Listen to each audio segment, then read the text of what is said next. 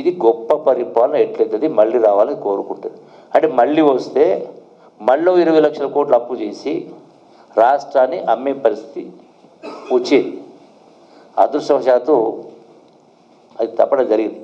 అంటే ఆర్థిక అంశాల పట్ల చూస్తే పోనీ ధనిక రాష్ట్రము అధిక ఆదాయము 8 లక్షల కోట్ల అప్పు 40,000 కోట్ల బకాయిలు ఫైనాన్స్ ఉన్నా కూడా పోనీ ఈరోజు కేసీఆర్ కేటీఆర్ హరీష్ ఇంకోరా అందరూ ఎంత గొంతు దించి మాట్లాడుకున్నా ఈ కాంగ్రెస్ పార్టీ సంవత్సర కాలంలో 12-14 మాసాల్లో చెప్పినవి ఏది అమలు చేయలేదని అలా మాట్లాడుతూ ఉన్నారు.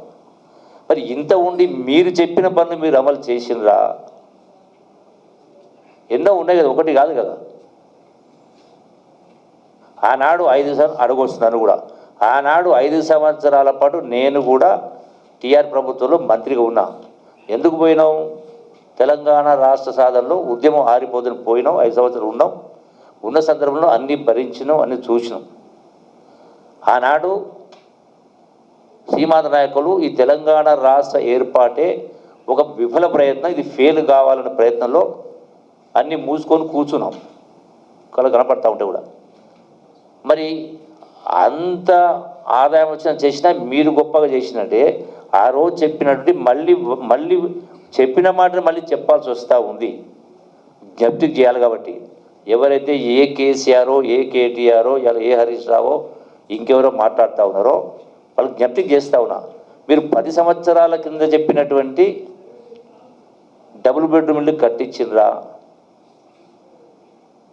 అట్లాగే దళితులకు 3 ఎకరాల భూమి కొనిస్తామని ఇచ్చిండ్రా? 10 సంవత్సరాల కింద చెప్పినటువంటి నిరుద్యోగ భృతి ఇచ్చిండ్రా?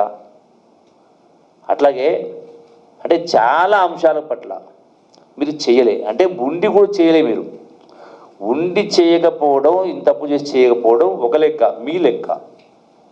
లేక చేయకపోవడం ఇంకో లెక్క. రెండింటిని ఒకదానికి కలిపి చూడకూడదు.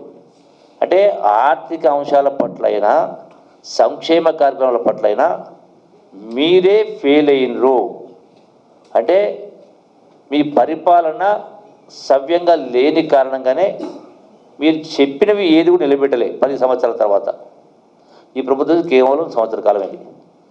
ఇది పరిపాలన పరంగా, అంటే స్కీముల పరంగా.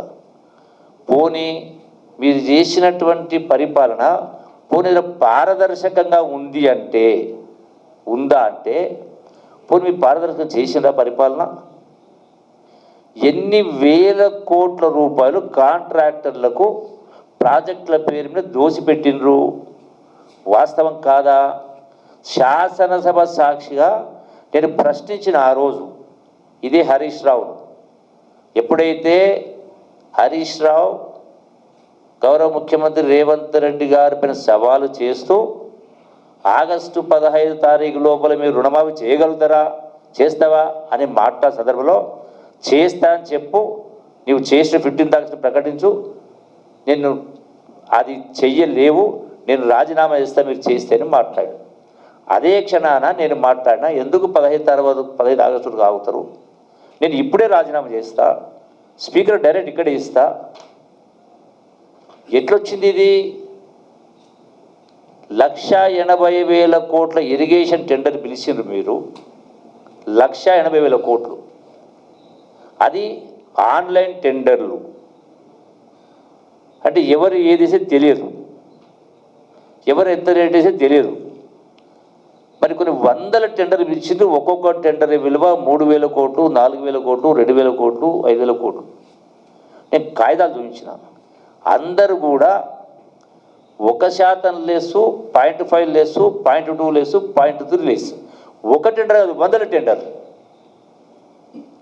అంటే దీని అర్థమైంది, మామ అల్లుడు అంటే ఇరిగేషన్ మినిస్టరు ముఖ్యమంత్రి కలిసి ఇది నీకు ఇది నీకని చెప్పి మీరు ఇచ్చింది అవాస్తవా చెప్పు, ఇట్లే చూపించిన, దీనిపైన మాట్లాడు, స్పందించు, ఇది కాదంటే చెప్పు, ఇప్పుడు నేను రాజీనామా చేస్తా అని చెప్పన్నా.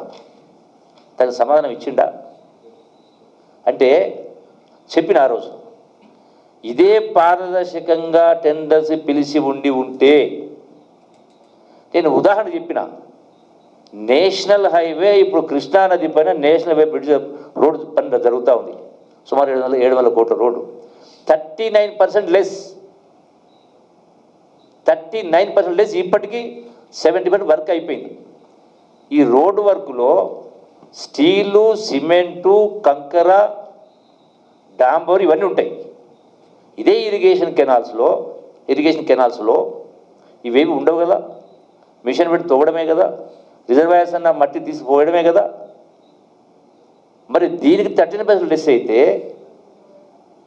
మరి దీనికి ఎందుకు ఎక్సెస్ ఇవ్వాల్సి వచ్చింది? ఎక్సెస్ ఎందుకు ఇచ్చిండ్రు? 100 కోట్ల రూపాయలు అంటే ఎన్ని వేల కోట్లు. అంటే ఒక్కొక్క టెండర్ పైన అదే ఒకవేళ అంతకు ముందు కూడా ఎన్నో సందర్భాలు ఉన్నాయి. 50% లెస్లో పోయింది ఇరిగేషన్లో. 50% పనులు చేశారు. పోనీ 50% లెస్లో పోయినంటే 1,80,000 కోట్లకు 50% లెస్లో పోతే 90,000 కోట్లు.